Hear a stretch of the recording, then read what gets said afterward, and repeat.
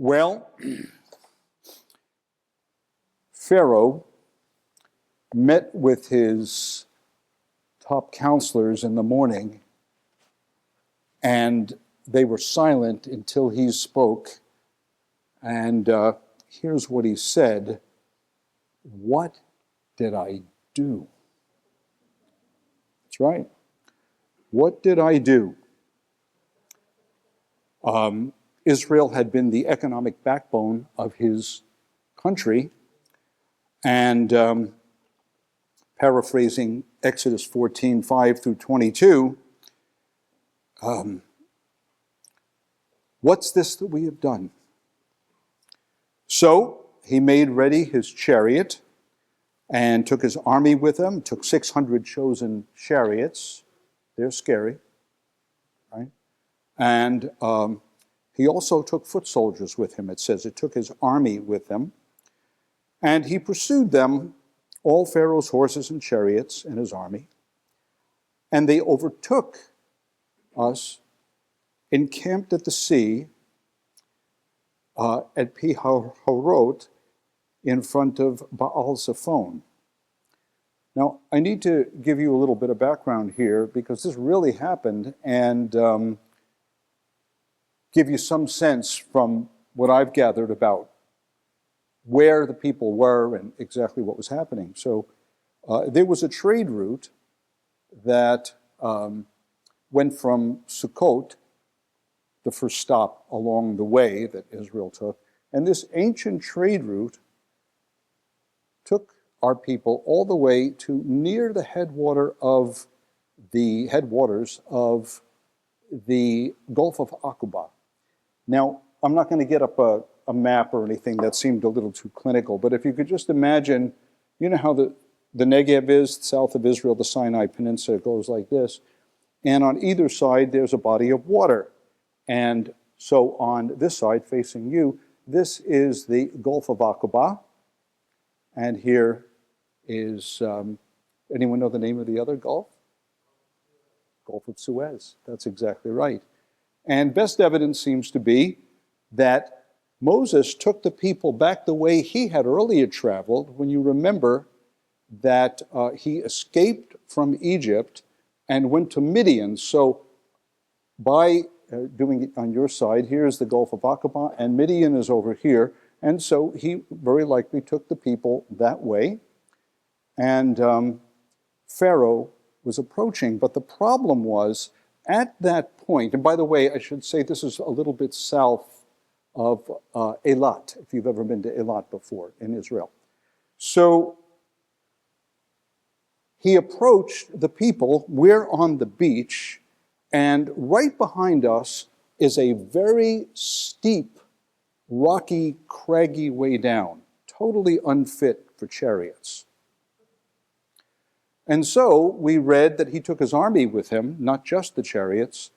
And the suggestion that the author that I like, who I think is most knowledgeable about these things, he suggests that Pharaoh, who's an experienced warrior, said, I'm going to do this. I'm going to create a pincer move where Israel could not escape.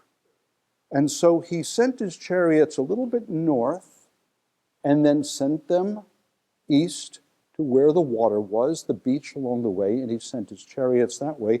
But his foot soldiers, they would have the ability to come down this very precipitous, rock-facing, and very difficult last several hundred yards as Israel was approaching the ground, and they went that way. So Israel could not escape. There was no escape, because we might have hoped, and my guess is this was the hope of Moses, that he could go over to the head of the Gulf of Aqaba and could just cross over the top. Not over water, just over land. But here he was, hemmed in, with the soldiers behind coming down the hill and Pharaoh coming the other way, and there was literally no escape for Israel at that point. So we need to get a handle on this because this is really tough. Well, it's at that point, of course, you know the story, that the shofar was blown, doo-doo, doo-doo, a warning, and what's that? And behind them, they see the soldiers, and at some point, I don't know exactly in the chronology of how it might have happened, but they get word that there were chariots coming from the other direction. And then God supernaturally protects Israel from the encroaching army and chariots with the pillar of fire, which burns all night. And then it says this, that the Lord said to Moses, "Why do you cry to me?" Bit of a rhetorical question. Why do you cry to me? Tell the people of Israel to go forward. Well, there's nowhere to go. You can't walk north up the beach. You can't go back.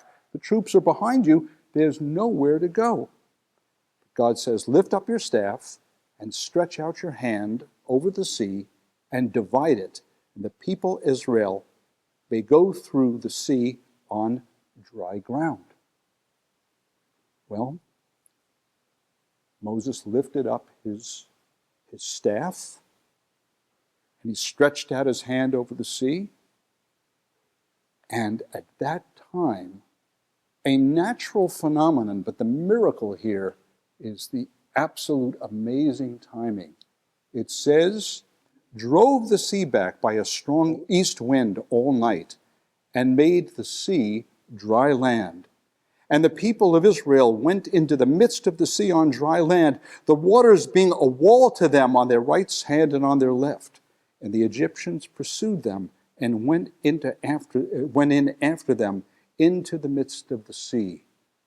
All Pharaoh's horses, his chariots, his horsemen, everybody. Then the Lord said to Moses, as the people were going through, stretch out your hand over the sea when they make it to the other side, that the water may come upon the Egyptians, upon their chariots, and upon their horsemen. So Moses stretched out his hand over the sea, and the sea returned to its normal course when the morning appeared. And as the Egyptians fled into it, the Lord threw the Egyptians into the midst of the sea. Now, we might ask, this is an epic trap, and God got us out of it at the 11th hour and 59th minute, and I have a midrash to share with you about this in just a few minutes. But how did it happen? Well, here's just a suggestion, and it didn't have to happen this way, but this seems to be the most plausible explanation. There's something called a water set down, and this is a known phenomenon, where a strong wind blows from the east and causes a difference in the level of the water. And if it's strong enough, it can really make the ground as if it is dry. You're able to pass through it. And so this is a suggestion how it occurred. And this is a phenomenon known. This is a known phenomenon in that part of the world. But I want you to get the miracle. I want you to get the miracle here. And God could have done it any way he wanted to, but it's just kind of interesting to speculate about how he might have used a natural phenomenon here. But the main thing is that it happened at the very minute that we needed him. You got that, everybody? See that? It's at that minute when everything seemed lost, when you didn't know what you were going to do. We were hemmed in back and forth, and it was at that time, at the head of the Gulf of Aqaba. And so we have here an amazing, amazing story and truth. I call this moment, see if you agree, would you call this an oy vey moment for Israel? Oy vey, that means woe, woe, right? In Yiddish, I used to hear oy vey's mir. Maybe you've heard that in your own home, depending if there was Yiddish spoken in your home. But this strong wind blew, and the water set down occurred, And we were fine, and then the wind stopped blowing, and all the water came back on Egyptian. Now, a lot of people feel that right now is something of an oy vey moment. Israel, Ukraine, Russia, the economy, the political polarization that we're experiencing. And I want to speak to that for you. Not talk about the specifics, of course, that's not what we do, but how we approach it.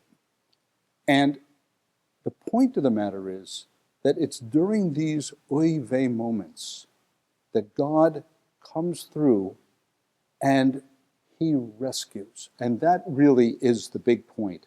Now, I'd like to share a midrash with you from Exodus Rabbah 21:10.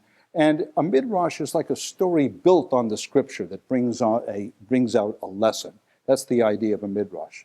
So listen to this. The children of Israel went into the midst of the sea upon dry land. How is this possible? If they went into the sea, then why does it say upon dry land? I mean, if you're going to go in the sea, you're going to get wet, and the land is, you're in the sea.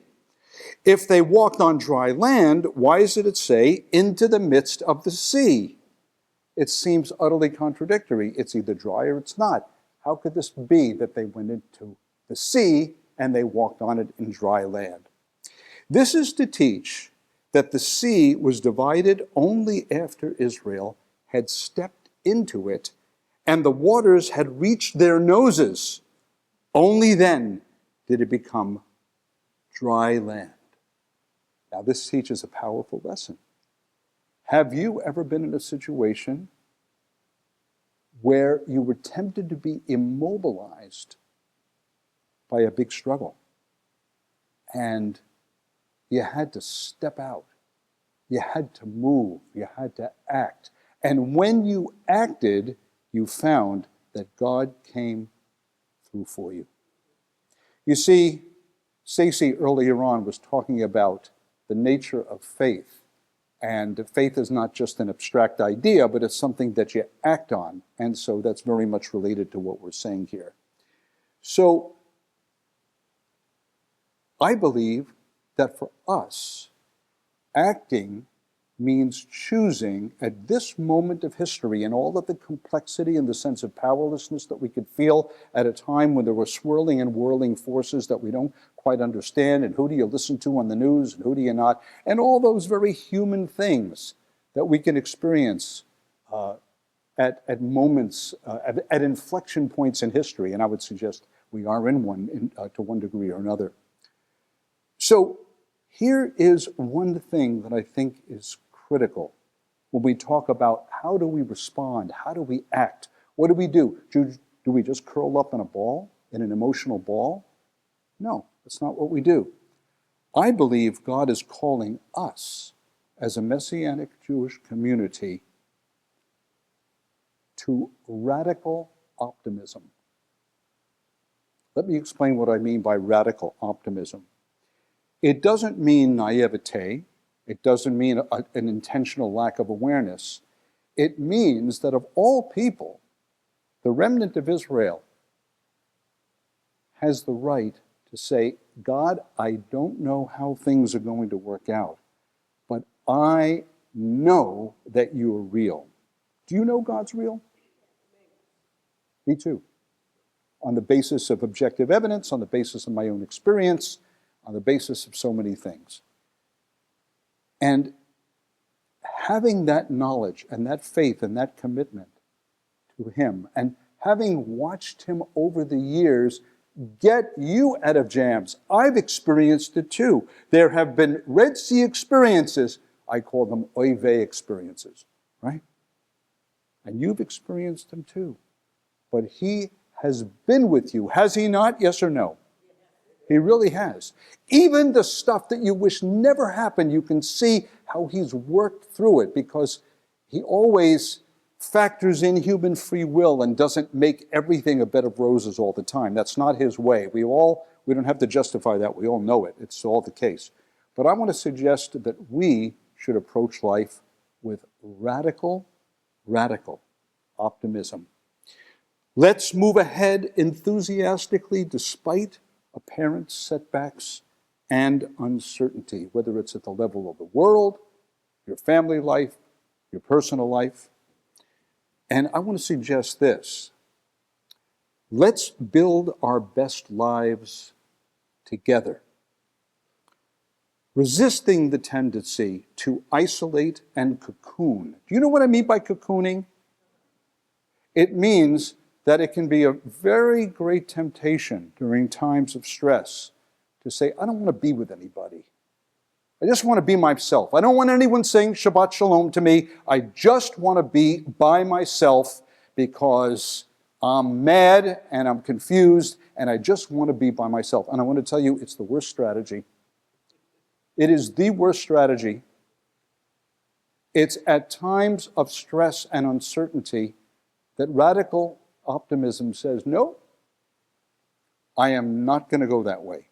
I'm going to be with people who trust God, people who love me, people I can love, and I am not going to capitulate or give in to that tendency. So I want to suggest for all of us, let's stay close to God and Messiah Yeshua, because truly God is with us. Now I want to show you an interesting picture, and when we show it, I'll explain it, and then I want to read one more passage from the Besorah to help clarify this point.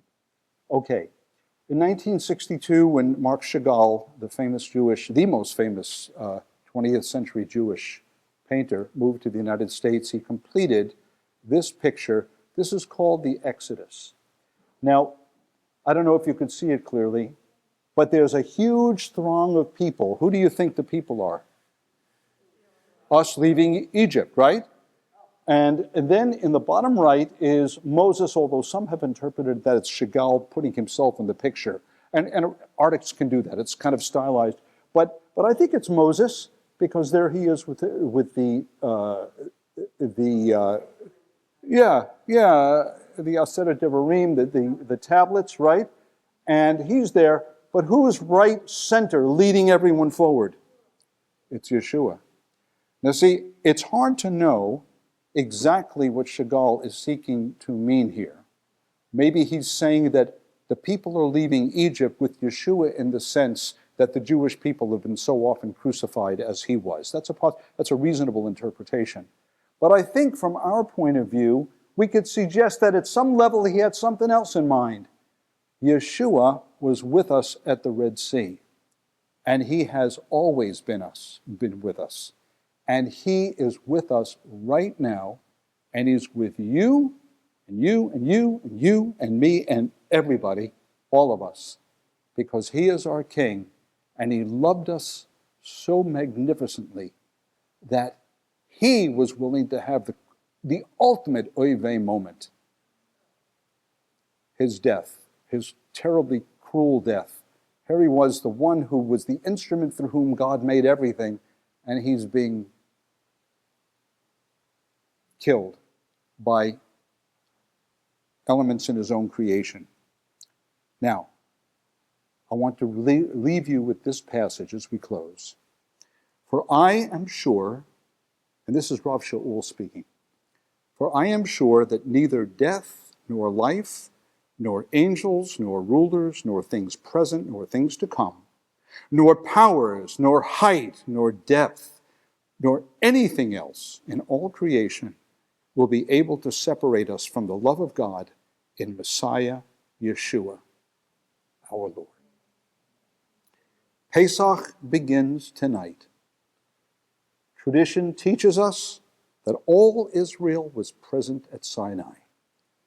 So, see yourself at the shore of the Red Sea.